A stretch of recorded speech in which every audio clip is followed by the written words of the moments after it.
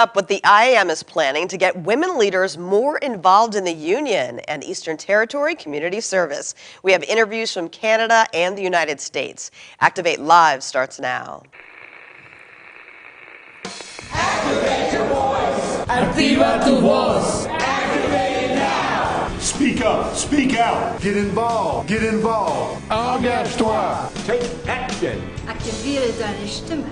We're union and we're proud. Welcome to Activate Live. I'm Tanya Hutchins with the Machinists Union, also known as the IAM. We're coming to you from our headquarters in Upper Marlboro, Maryland. But first, we actually have some sad news for the IAM family. Our flags are at half staff at headquarters. Retired International President George Corpus passed away this past Monday at the age of 87. Corpus served as IP for 8 years before retiring in 1997. He was a member of the union for 67 years. During his 33 years on the IAM staff, Corpus served as a Grand Lodge representative, administrative assistant, and executive assistant to International President William W. Wimpesinger. He became the resident general vice president at IAM headquarters in 1983 before being sworn in as the IAM's 12th international president on July 1st, 1989. Now, International President Bob Martinez says George was a lion for the labor movement and for our great union. He was always there for our members and left a legacy that will live on forever. He continued, while we grieve the loss of a great champion for working people, we pledge to continue his lifelong fight for dignity, justice, and respect on and off the job. Well, our motto is justice on the job, service to the community. And Machinist Union members continue to serve the communities they live and work in, especially during the holiday season. Well, IAM District 15, Local Lodge 447, and the Independent Drivers Guild partnered with the Boys and Girls Club of Metro Queens yesterday for their Build a Bike Christmas Drive. Members from IAM and IDG assembled 150 bikes, which were donated to the children in the community. The event took place on Atlantic Avenue in South Richmond Hill. Well, that was just one example of how our members give back. We go now to our Eastern Territory to learn more about another program that has been going strong for years. Let's welcome Tim Suter from Local S6 in Maine. Thanks for taking the time, Tim. Thank you. Now, you have a Toys for Tots program there. How did that program first start? I can't really speak to how it first started. It's been going probably since the 50s and 60s. It's primarily been based since the 80s off our Community Services Committee and through the local itself. So since the 80s, it's been steady. Now, how does the program work? Because I see some photos here from past years as well. Every year, usually the week after Thanksgiving into the week of Thanksgiving into that following week, ending on Friday, we set all our boxes up at every facility, all the gates, and then we do a gate collection on the last day where the Marines come with us. We stand at the gates. We take a cash donation as well as collect all the boxes in a big box truck. And remind us which facilities have those boxes this week. Every facility of Bath Iron Works, they're at the Maine plant, Harding's, EBMF, Croft, and all our warehouses and all those.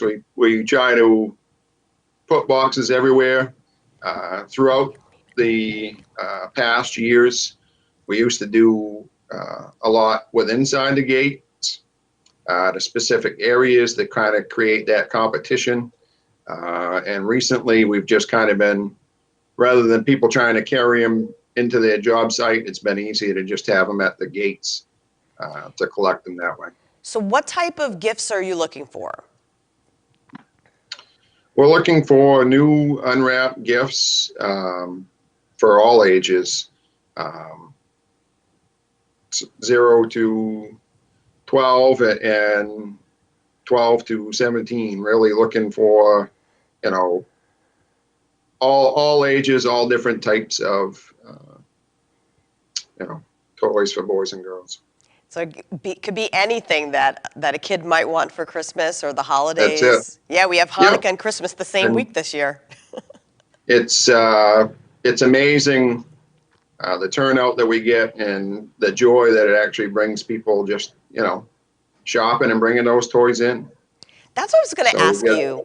How does this we make you have feel giving back to the community? it's awesome. It's a great feeling, and when you see individual efforts within the shipyard that people do all year long leading up to this, it's impressive. Now, you've had Marines there in the past.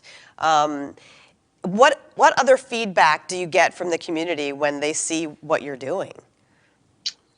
They love it. People really enjoy the Marines being down to stand out with us on that Friday. They're there at 6 o'clock in the morning for first shift. They're there for third shift coming out. They come back and do second shift. So the amount of support that they bring to us is what makes it and what makes the drive, and people want to really give back and make their cause, a worthy one. Now, remind us what the deadline is and how late can they drop things off on Friday? This year it ends Friday with our collection, which will be the 6th of December. We will take toys up for a week or two after that. We can continue to get them to the Marines. But our collection itself ends on the 6th. Is there anything else you want members to know about how they can help you? This year,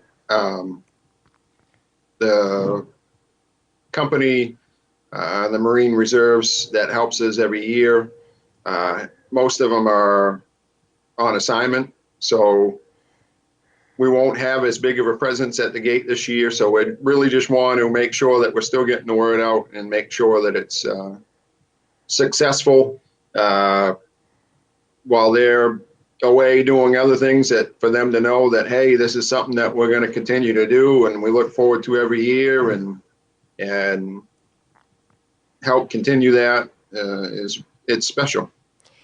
Now, since it's outside the gate, does that mean that somebody from the general public could also stop by and throw a toy in there? They can certainly come to the hall. Okay. We have boxes at the Union Hall. As far as the gates, some of them are actually just inside the gates. So. Gotcha.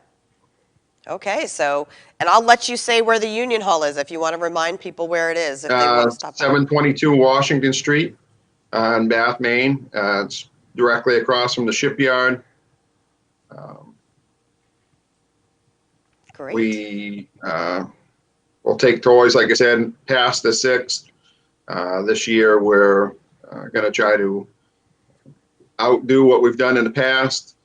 Last year, we usually every year it's tens of thousands of dollars in donations plus the toys. So that's what really makes it, is when you really see how much it is that you do to give back to the community, is what makes it so successful. Well, thank you so much for doing this. I know the community really appreciates it and the kids really appreciate it. So thank you. You really are putting our motto to work about service to the community. Thank you. I appreciate the time. Okay, good luck. So don't forget to drop off those gifts at the gates at Bath Iron Works or by going to the local S6 Union Hall. So what do you think about the Toys for Tots program and the IAM's community service? Activate your voice using live chat on YouTube, Facebook comments, or by replying to this video on Twitter. You can even do so during the replay. Well, we often talk about women's rights on this program. Our next guest is the Canadian Coordinator for Women's Issues and Human Rights. IAM Grand Lodge Representative Heather Kelley joins us now from Toronto. Thanks for joining us, Heather. Hi, Tanya. Thank you. Well, as the Coordinator for Women's Issues and Human Rights, what does that entail? Well, since 1996, when the Grand Lodge first passed the need to have a women's department. I came on staff shortly thereafter in 98. Because one of the things that we found with what the women were saying is that they needed someone here in Canada to talk about Canadian issues to our sisters. So from 98 up until today's date, that's kind of the work that I've been doing. I've been talking to sisters in their local lodges, trying to activate women's committees, trying to present the issues that are important to women, both in the workplace and outside of the workplace. Well, we're going to go back in time for a moment because we have some famous photos, or at least famous in our union, of when the first Canadian local first formed. Can you take us through a brief history of how long it took for women to gain access and take part in union activities there? Okay, so, well, there you see the first Canadian local that was chartered back in Stratford, Local Lodge 103, which just happens to be my local. So from that point in time, I think you're seeing that there weren't very many women in that particular picture. But women were involved in other ways, and so a lot of the women in the next picture that you see is from Local Lodge 235, and it's the Women's Auxiliary. And so a lot of the women got involved because their partners were machinist members, and so what they did were to form these auxiliaries, I think probably to be able to stay in touch with their spouses at the time. But they did a lot of work in the community and helping the brothers through the times that are busy, organizing new members, developing contract language. So the women's auxiliaries were really the backbone to the brothers at that particular time, servicing the community and making sure that the families were being taken care of. I actually have, when I first came on staff, I spent a lot of time at the William W. Wimpensinger Center, our training facility, and I used to go back through the library, through all of the old journals. And I think it was probably around the year 2000, the World March of Women that was happening. I found a really interesting quote from 1904. So it was a quote from a woman called Nellie T. Burke. And what it was talking about was she was one of the first machinists that came into the organization. And the brothers were making a stand for her, saying that, anyone performing the same work should be paid the same wages.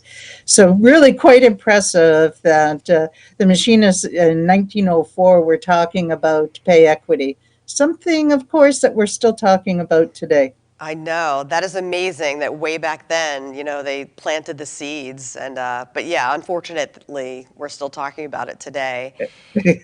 But you're planning a big event next year. You're planning a Canadian Women's Conference. How did that come about? Yeah, so it's really exciting. So this year, the International held a women's conference, one of the first ones in a very long time. I think the first women's conference was actually perhaps in 2001, the International. And this one here shows the Canadian women delegates that attended the International conference this year. And so, of course, sitting together, they were really excited about moving the organization forward and talking about Canadian issues. So they got together, and of course, our general vice president attended the conference, and they all got together and spoke to him and said how important it would be to have a Canadian women's program. And so they put the issue forward, and our general vice president agreed. He thought it was something that we should be doing. So in 2020, October 4th to the 9th at the William W. Wimpensinger Center, We will be hosting the Canadian Women's Program, and of course, our theme will be Together We Can.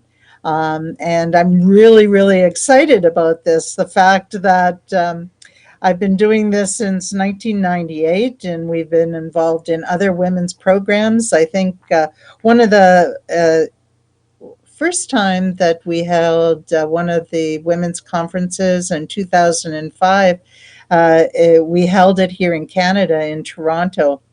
And that was an exciting program. But so it's since 2005 to 2020, we haven't had another women's conference here for machinist women.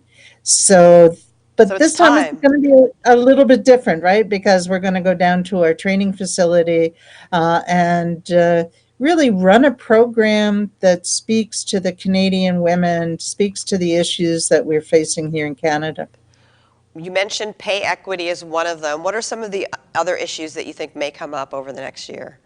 Well, I'm one of the big things that we've been dealing with here in Canada through our health and safety is domestic violence and violence in the workplace, and really that's something that I think that has gone unrecognized for a long point in time. We can't turn off that tap when we go into the workplace when we're talking about issues that we're facing at home through domestic violence. And we know that it can affect both men and women, but we also know through the stats that women seem to be the major group that deal with the issue, and follows them into the workplace.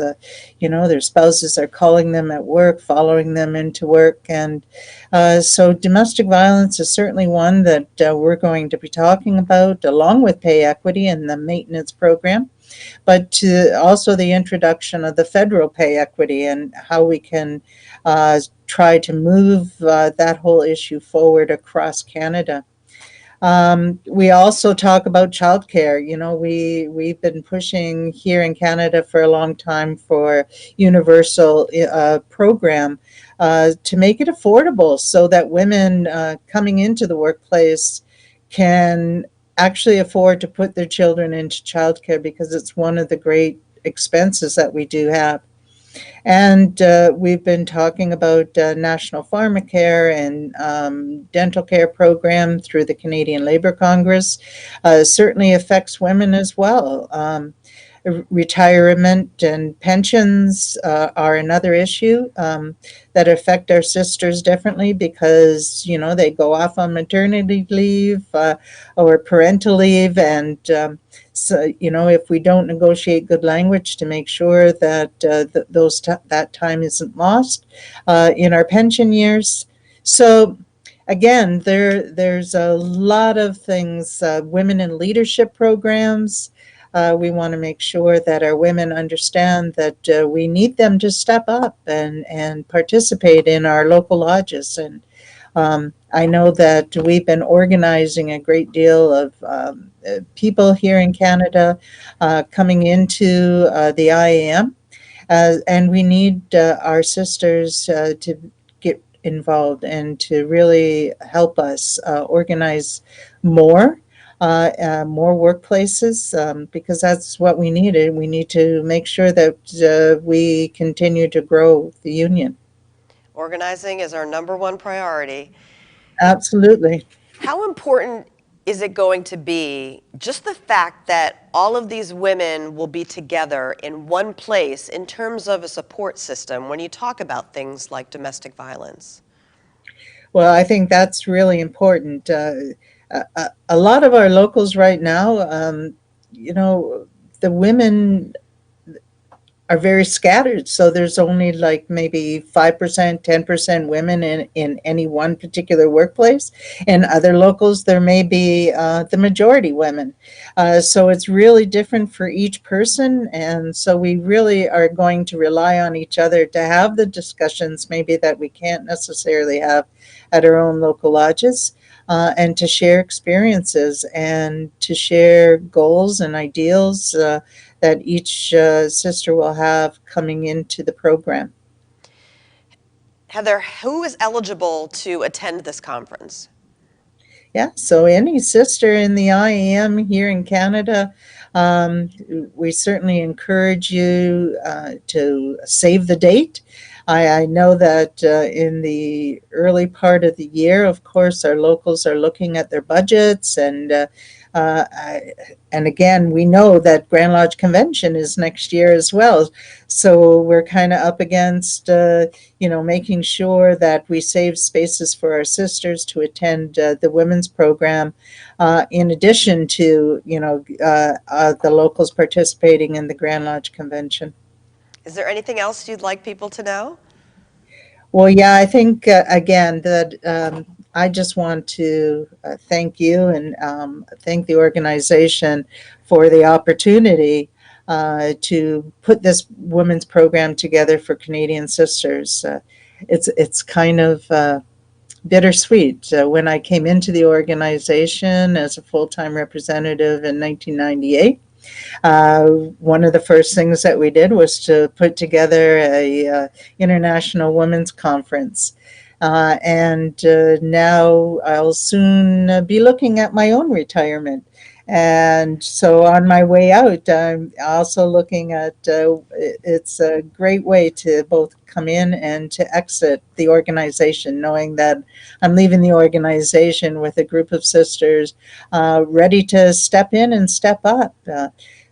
We put together a list of demands for the World's Women March, and we're still working to those demands today to make sure that women are recognized and that there is a place for them at the table.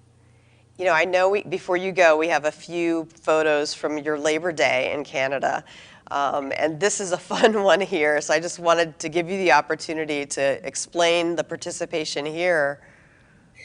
Well, again, it's an opportunity through the Labor Day parade to get connected with the other sisters. We don't always have that chance, and so it takes events where women from different locals come together. Are able to, have those conversations that we may not necessarily have back in our own local lodges. And certainly Labor Day is one of those events. And through the District Lodge 78 here in Toronto, as well as other districts and locals across the country, it's an opportunity, again, for the women to reach out to each other, to talk to each other, and to begin to move forward with the issues that we do face each and every day.